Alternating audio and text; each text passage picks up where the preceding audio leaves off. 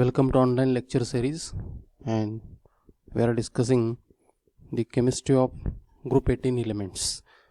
In this video we are going to discuss the structure and geometry of compounds of xenon on the basis of valence shell electron pair repulsion theory. So according to valence shell electron pair repulsion theory, the geometry of molecule depends upon the number of bonding and non-bonding electron pairs in the valence shell of central atom, and these bonding and antibonding pairs of central atom arrange themselves in such a way that there is a minimum repulsion and maximum stability. So on the basis of valence shell electron pair repulsion theory, the geometry of molecule depends upon number of bonding pairs and lone pairs of electrons at central atom. And most important thing is, according to VSEPR theory, the lone pair repulsion, it is greater than lone pair bond pair repulsion, which is greater than bond pair repulsion. Now there are some steps involved in the determining structure of any compound according to valence shell electron pair repulsion theory.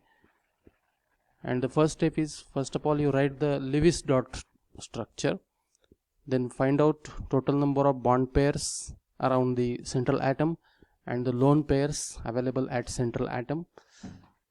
Then treat multiple bonds like double bond, triple bond as a single bond, and find out the steric number. Steric number, it is the atoms, number of atoms bonded to central atom, or number of bond pairs plus number of lone pairs of electrons at central atom.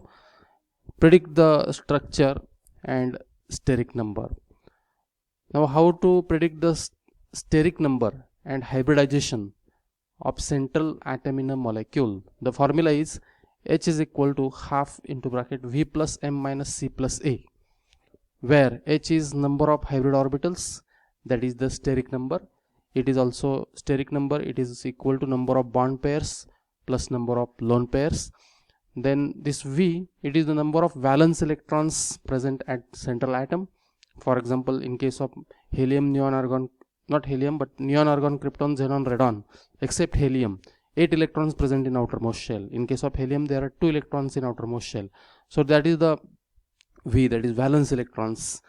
Then M, it is number of monovalent atoms attached to central atom. Fluorine is monovalent, hydrogen is monovalent, chlorine, bromine, all the halogens are monovalent.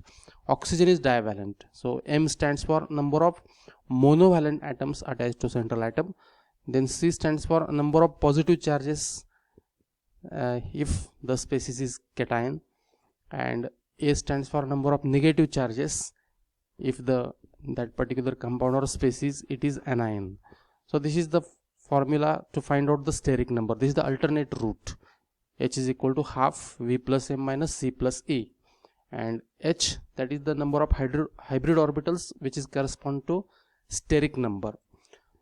Now most importantly, this table is very important. So number of hybrid orbital, or if steric number is 2, then corresponding hybridization will be sp, and expected geometry of molecule will be linear. If the steric number or value of H, if it is 3, then hybridization will be sp2, and the geometry of molecule, it will be triangular. If the steric number is 4, then corresponding hybridization will be sp3 and geometry will be tetrahedral. If steric number or value of H is 5, then the hybridization will be sp3d and expected geometry will be trigonal bipyramidal. If the steric number is 6, then hybridization will be sp3d2 and corresponding or expected geometry of molecule will be octahedral. If steric number is 7, or if value of H is 7, corresponding hybridization will be sp3d3 and the expected geometry of molecule, it will be pentagonal bipyramidal. So this table is very important. What is the value of H, that is steric number, corresponding hybridization, and the expected geometry of molecule. Molecule may be linear, triangular, tetrahedral, trigonal bipyramidal, octahedral, or pentagonal bipyramidal. Now we'll take example. Now how to find out the structure of xenon difluoride on the basis of valence shell electron pair repulsion theory. So electronic configuration of xenon, xenon atomic number is 54, distribution of electron will be 2, 8, 18, 89, 8, and for fluorine the atomic number is 9, distribution of electron 2, 7. For xenon, in outermost shell there are 8 electrons. In case of fluorine, 7 electrons present in outermost shell, and therefore valence shell electronic configuration for xenon, it is 5s2 5p6. So there are 8 electrons in outermost shell. Similarly for fluorine, the valence shell electronic configuration is 2s2 2p5, 7 electrons present in outermost shell. So from the number of electrons present in outermost shell, we can draw the Lewis dot structure. So Lewis dot structure for xenon difluoride is like this. So in in valence shell of fluorine there are 7 electrons shown by cross, and in the valence shell of xenon there are 8 electrons, these are shown by dot. And this is the one bonding pair responsible for formation of bond between fluorine and xenon. This is another bonding pair.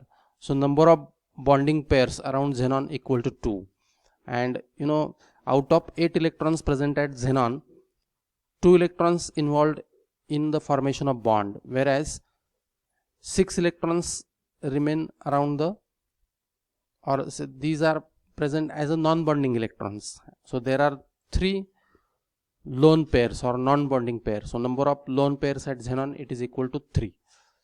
These are shown by dots, these 3 pairs of dots. So number of bond pairs around xenon equal to 2, number of lone pairs at xenon equal to 3. So then find out the steric number. Steric number, it is equal to number of bond pairs plus number of lone pairs. Number of bond pairs are 2, lone pairs are 3.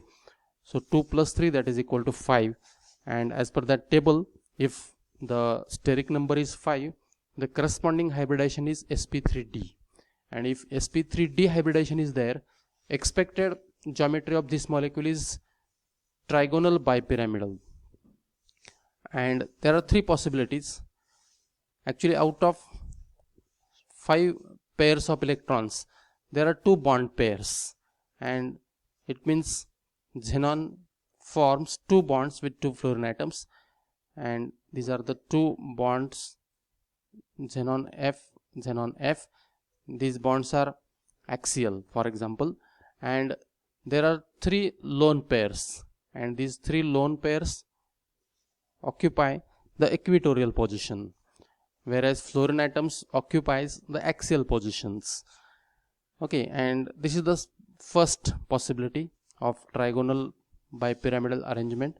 But valence shell electron pair repulsion theory says that in order to have a minimum possible repulsion, the lone pairs they keep apart from each other. Maximum they will keep apart from each other, and this is the one possibility. Another possibility is one fluorine atom occupies the equatorial position and one axial position, and rest positions are occupied by lone pairs. And third possibility is both the fluorine atoms occupy the equatorial position, and rest positions, these are occupied by the lone pairs.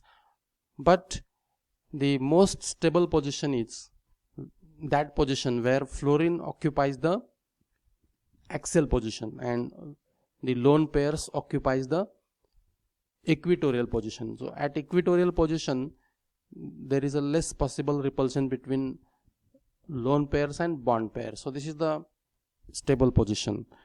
So here important thing is valence shell electron pair repulsion theory suggests that 5 electron pairs should arrange themselves around xenon in a such a way that there is a minimum repulsion and maximum stability, and the bonded fluorine atoms occupy axial position and the lone pairs occupy the equatorial position, which involves minimum repulsion.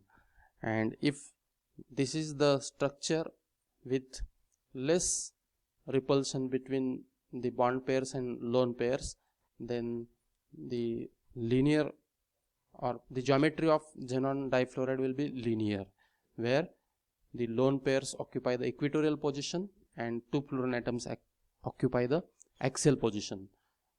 So xenon fluorine, this bond is linear with bond angle 180 degree, and this molecule is linear. So this can be explained on the basis of valence shell electron pair repulsion theory. Now alternate route, apply this formula. There is no need to write this Lewis dot structure. This is the shortcut. H is equal to half V plus M minus C plus A. You know, H is number of hybrid orbitals or steric number. V is number of valence electrons present at central atom. M is monovalent atom. C stands for positive charges carried by cation, and A stands for negative charges carried by anion. But this molecule is neutral molecule. This is neither cation nor anion. So value of C and A, it is 0. And you know, fluorine, it is a monovalent atom. Two monovalent atoms are attached to xenon. So when we apply this formula, then H is equal to half 8. This is the number of valence electrons present at xenon, plus 2. 2 stands for two monovalent atoms attached to xenon, minus 0 plus 0. Positive charges are 0, negative charges are 0. So when we solve this, it comes 5. So H is equal to 5 means the steric number is 5, or number of hybrid orbitals are 5. If number of hybrid orbitals are 5, then corresponding hybridization will be sp3d, and for sp3d the geometry will be trigonal bipyramidal, but there are two bonding pairs and three lone pairs. For two bonding pairs and three lone pairs, the possible arrangement is like this, where three lone pairs occupy the equatorial position and the bond pairs, they are oriented axially, and this gives the minimum repulsion and maximum stability. In this way, the xenon difluoride, it is a linear molecule.